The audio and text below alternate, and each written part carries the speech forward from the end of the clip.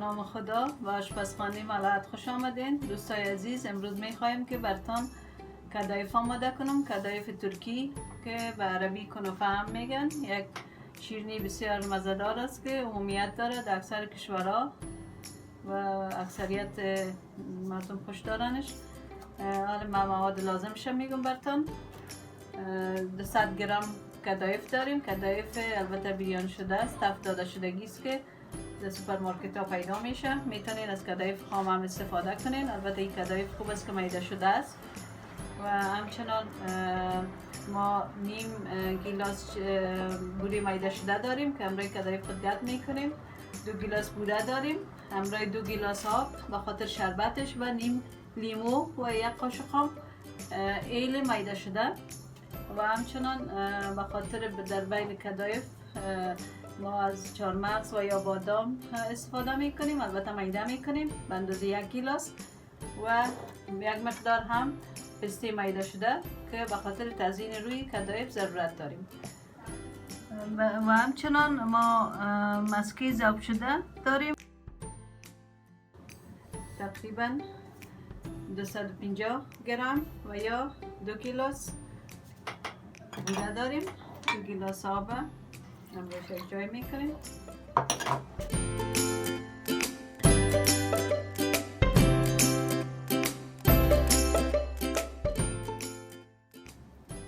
پانزده دقیقه میمانیم تا که این به جوش بره. دوستای عزیز، حالا شروع میکنیم به تیار کردن کدایف خود.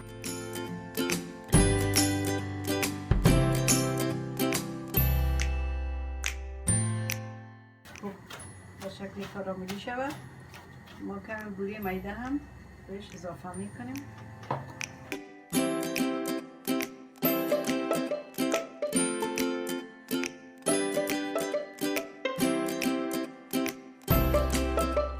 حالا ما ظرف خود میگیریم. ما از مسکی نگاه کردیم و روی ظرف خود میپرتیم.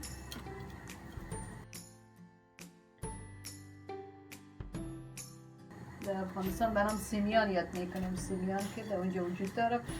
میتونیم که ما البته نصفش هم میپرتیم. فشار میتیم تا که خوب جای به جای شود.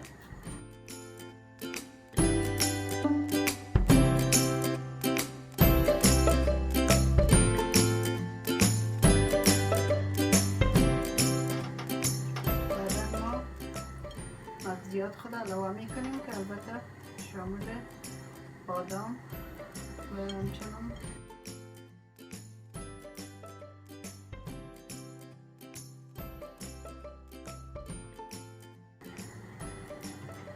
با قمانده مواد خود یعنی کدایف خود به روی دوستان متوجه باشین تا کدایف ما خوب فشرده شود و در بین ظرف تا یکی بگه ما تا میتونیم که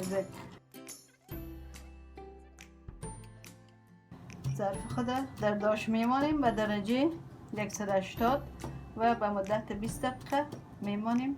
البته چون کدایف ما تفت داده شده است، بیریان شده است، زیاد ضرورت به پخت نداره و فقط به یک مدت تقریبا 20 دقیقه کدایف ما آماده شد و حالا ما بروی شربت مندازیم.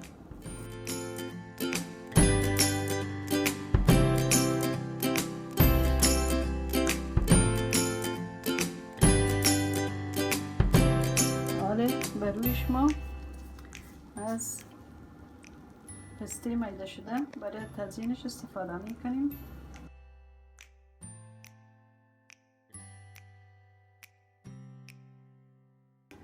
حالا میمانیم که کدایف ما یخ شود.